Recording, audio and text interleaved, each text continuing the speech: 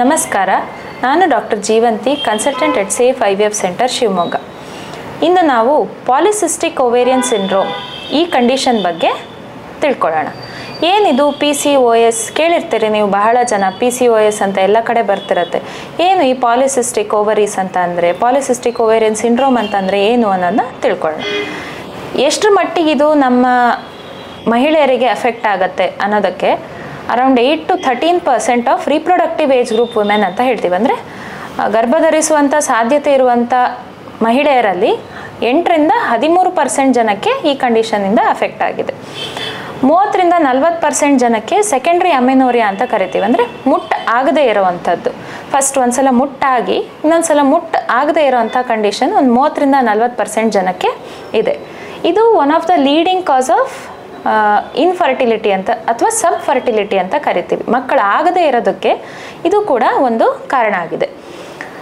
ಇದು ಯಾವ ಥರ ಕಾಯಿಲೆ, ಜೆನೆಟಿಕ್ ಡಿಸಾರ್ಡರಾ, ಏನು ಇದ್ರದ್ದು ಕಾರಣಗಳೇನು, ಇದರ ರೋಗ ಲಕ್ಷಣಗಳೇನು ಅನ್ನೋದನ್ನ ತಿಳ್ಕೊಳ್ಳೋಣ.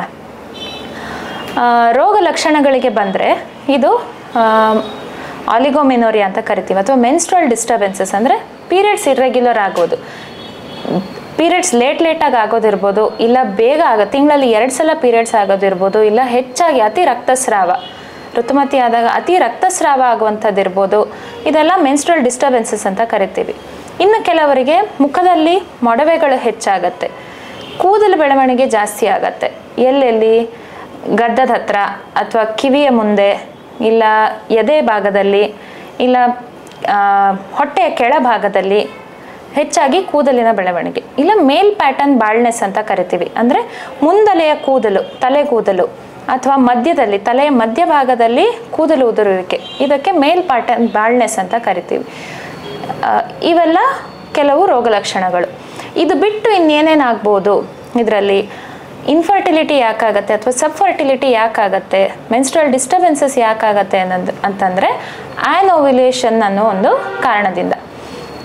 ಈ ಪಾಲಿಸಿಸ್ಟಿಕ್ ಓವೇರಿಯನ್ ಸಿಂಡ್ರೋಮಲ್ಲಿ ಹಾರ್ಮೋನಲ್ ಇಂಬ್ಯಾಲೆನ್ಸ್ ಆಗಿ ಆ್ಯನೋವ್ಯುಲೇಷನ್ ಆಗುತ್ತೆ. ತಿಂಗಳ ಒಬ್ಬ ಹೆಣ್ಮಗಳಿಗೆ 1 ಅಥವಾ 2 ಮೊಟ್ಟೆ ಅಂಡಾಶಯದಿಂದ ರಿಲೀಸ್ ಆಗುತ್ತೆ. ಹಾರ್ಮೋನಲ್ ಇಂಬ್ಯಾಲೆನ್ಸ್ ಆಗಿ ಏನಾಗುತ್ತೆ, ಆ ಅಂಡಾಶಯದಿಂದ ಮೊಟ್ಟೆ ರಿಲೀಸ್ ಆಗೋದಿಲ್ಲ. ಮೊಟ್ಟೆ ರಿಲೀಸ್ ಆಗದೆ ಇದ್ದಾಗ ಗರ್ಭಕೋಶದ ಪದರ ಒಂದೇ ಸಮ ದಪ್ಪ ಆಗ್ತಾ ಹೋಗುತ್ತೆ, ಪೀರಿಯಡ್ಸ್ ಮುಂದೆ ಹೋಗ್ತಾ ಹೋಗುತ್ತೆ.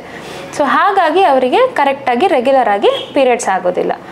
ಪೀರಿಯಡ್ಸ್ ಆಗಲಿಲ್ಲ, ಮೊಟ್ಟೆ ರಿಲೀಸ್ ಆಗಲಿಲ್ಲ ಅಂತಂದರೆ ಪ್ರೆಗ್ನೆನ್ಸಿ ಆಗಲಿಕ್ಕೆ ತೊಂದರೆ ಆಗುತ್ತೆ. ಸೊ ಇವೆಲ್ಲ ಸಬ್ ಫರ್ಟಿಲಿಟಿ ಆಗಲಿಕ್ಕೆ ಕಾರಣಗಳು. ಮತ್ತು ಇದನ್ನು ಡಯಾಗ್ನೋಸ್ ಮಾಡೋದು ಹೇಗೆ? ಅಲ್ಟ್ರಾಸೌಂಡಲ್ಲಿ ಏನೇನು ಫೀಚರ್ಸ್ ಇರುತ್ತೆ ಅಂತಂದರೆ, ಮೊಟ್ಟೆಗಳ ಸಂಖ್ಯೆ ಜಾಸ್ತಿ ಇರುತ್ತೆ. ಎಷ್ಟಪ್ಪ ಮೊಟ್ಟೆಗಳ ಸಂಖ್ಯೆ ಏನು, ಎಷ್ಟು ಜಾಸ್ತಿ ಇದ್ದರೆ PCOD ಅಂತ ಕರಿತೀವಿ ಅನ್ನೋದಕ್ಕೆ, ಅಟ್ಲೀಸ್ಟ್ ಒಂದು ಓವರಿಯಲ್ಲಿ 20ಕ್ಕಿಂತ ಜಾಸ್ತಿ ಮೊಟ್ಟೆ ಇದ್ದರೆ ಅಥವಾ ಆ ಓವರಿಯ ವಾಲ್ಯೂಮ್ ಮೋರ್ ದ್ಯಾನ್ 10 cc ಇದ್ದರೆ ಅದನ್ನು ಪಾಲಿಸಿಸ್ಟಿಕ್ ಓವರಿ ಅಂತ ಕನ್ಸಿಡರ್ ಮಾಡ್ತೀವಿ. ಇದನ್ನು ಯಾರು ಡಿಸ್ಕ್ರೈಬ್ ಮಾಡಿದ್ದು ಫಸ್ಟ್ ಅಂತ ಹೇಳೋದಾದರೆ, ಸ್ಟೀನ್ ಲೆವಿಥಾಲ್ ಅಂತ ಇಬ್ಬರು ಪರ್ಸನ್ಸ್ ಇದನ್ನು ಕಂಡುಹಿಡಿದಿದ್ದು. ಹಾಗಾಗಿ ಈ ಸಿಂಡ್ರೋಮಿಗೆ ಸ್ಟೀನ್ ಲೆವಿಥಾಲ್ ಸಿಂಡ್ರೋಮ್ ಅಂತ ಕೂಡ ಹೆಸರಿದೆ. ಏನಾಗತ್ತೆ, ಯಾಕಾಗತ್ತೆ ಈ ಡಿಸೀಸ್ ಅನ್ನೋದಕ್ಕೆ ಒಂದು ಪ್ಯಾಥೋಫಿಸಿಯಾಲಜಿ ಅಂತ ಕರಿತೀವಿ ನಾವು. ಏನಾಗತ್ತೆ, ನಮ್ಮ ದೇಹದಲ್ಲಿ ಮೇನ್ಲಿ ಇನ್ಸುಲಿನ್ ರೆಸಿಸ್ಟೆನ್ಸ್ ಡೆವಲಪ್ ಆಗುತ್ತೆ. ಇನ್ಸುಲಿನ್ ಅಂತ ಹಾರ್ಮೋನ್ ನೀವು ಕೇಳಿರ್ಬೋದು. ಈ ಶುಗರ್ ಪೇಷಂಟಲ್ಲಿ ಇನ್ಸುಲಿನ್ ಕಡಿಮೆ ಆದರೆ, ಇನ್ಸುಲಿನ್ ಡೆಫಿಷಿಯನ್ಸಿ ಇದ್ದರೆ ಇನ್ಸುಲಿನ್ ಸಬ್ಸ್ಟಿಟ್ಯೂಟ್ ಮಾಡ್ತಾರೆ ಅಂತಲ್ಲ. ಸೊ ಆ ಹಾರ್ಮೋನಿಗೆ ನಮ್ಮ ದೇಹದಲ್ಲಿ ರೆಸಿಸ್ಟೆನ್ಸ್ ಡೆವಲಪ್ ಆಗುತ್ತೆ. ಪ್ಲಸ್ ಇದ್ರ ಜೊತೆಗೆ ಇನ್ಕ್ರೀಸ್ಡ್ ಆ್ಯಂಡ್ರೋಜನ್ಸ್ ಅಂತ ಕರಿತೀವಿ. ಆ್ಯಂಡ್ರೋಜನ್ಸ್ ಅನ್ನುವಂಥದ್ದು ಗಂಡು ಮಕ್ಕಳಲ್ಲಿ ಜಾಸ್ತಿ ಇರುವಂಥ ಹಾರ್ಮೋನ್ಸ್. ಫಾರ್ ಎಕ್ಸಾಂಪಲ್ ಟೆಸ್ಟೋಸ್ಟೆರಾನ್, ಡೈಹೈಡ್ರೋಟೆಸ್ಟೋಸ್ಟೆರಾನ್, ಇವೆಲ್ಲ. ಇದು ಹೆಣ್ಣು ಮಕ್ಕಳಲ್ಲೂ ಇರ್ತದೆ, ಬಟ್ ಕಡಿಮೆ ಪ್ರಮಾಣದಲ್ಲಿ ಇರ್ತದೆ.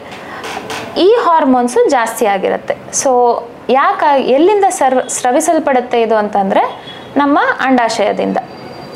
ಹೆಣ್ಣು ಮಕ್ಕಳ ಅಂಡಾಶಯದಿಂದ ಆ್ಯಂಡ್ರೋಜನ್ಸ್ ಜಾಸ್ತಿ ಸೆಕ್ರೇಟ್ ಆಗಿ, ಪ್ಲಸ್ ಇನ್ಸುಲಿನ್ ರೆಸಿಸ್ಟೆನ್ಸ್ ಡೆವಲಪ್ ಆಗಿ, ಇದೆರಡರಿಂದಾಗಿ ನಿಮ್ಮ ಹಿರ್ಸುಟಿಸಮ್, ಹೆಚ್ಚಾಗಿ ಮೊಡವೆಗಳಾಗೋದು, ಮೇಲ್ ಪ್ಯಾಟರ್ನ್ ಬ್ಯಾಲ್ಡ್ನೆಸ್, ಅಲೋಪೇಶಿಯಾ ಇದೆಲ್ಲ ಶುರುವಾಗುತ್ತೆ. ಸೊ ಇನ್ಸುಲಿನ್ ರೆಸಿಸ್ಟೆನ್ಸ್ ಮತ್ತು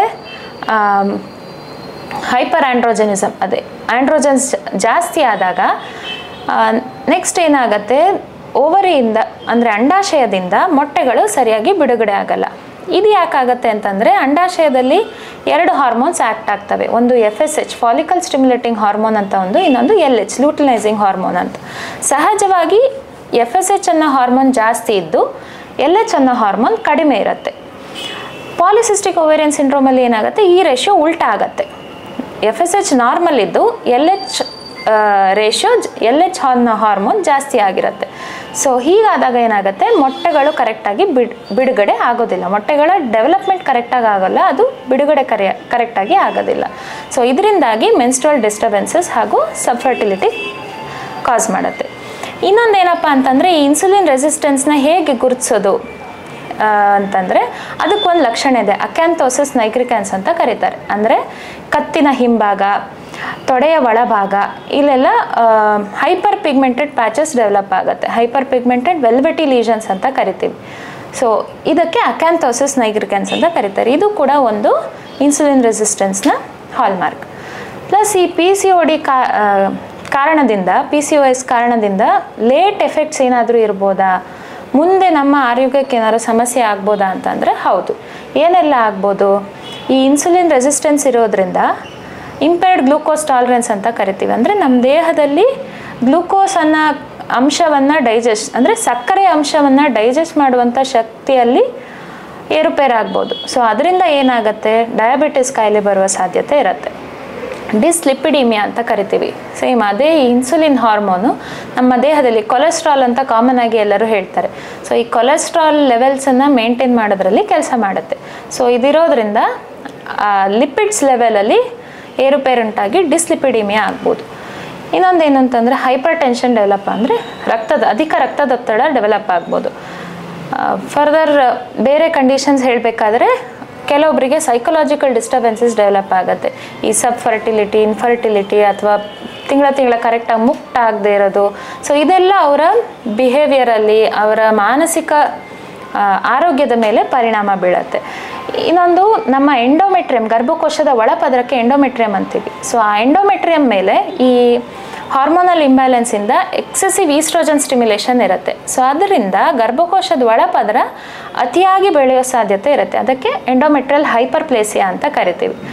ಅದು ಬಿಟ್ಟರೆ ಆ ಎಂಡೋಮೆಟ್ರಿಯಲ್ ಹೈಪರ್ಪ್ಲೇಸಿಯಾ ಎಂಡೋಮೆಟ್ರಿಯಲ್ ಕಾರ್ಸಿನೋಮಾ ಅಂದರೆ ಕ್ಯಾನ್ಸರ್ ಆಗುವ ಒಂದು ರಿಸ್ಕ್ ಫ್ಯಾಕ್ಟರ್ ಇರುತ್ತೆ. ಅಂದರೆ ನಾರ್ಮಲ್ ಪರ್ಸನ್ಗಿಂತ ಈ PCOD ಇರೋರಿಗೆ ಸ್ವಲ್ಪ ರಿಸ್ಕ್, ಕ್ಯಾನ್ಸರ್ ಡೆವಲಪ್ಮೆಂಟ್ ರಿಸ್ಕ್ ಜಾಸ್ತಿ ಇರುತ್ತೆ.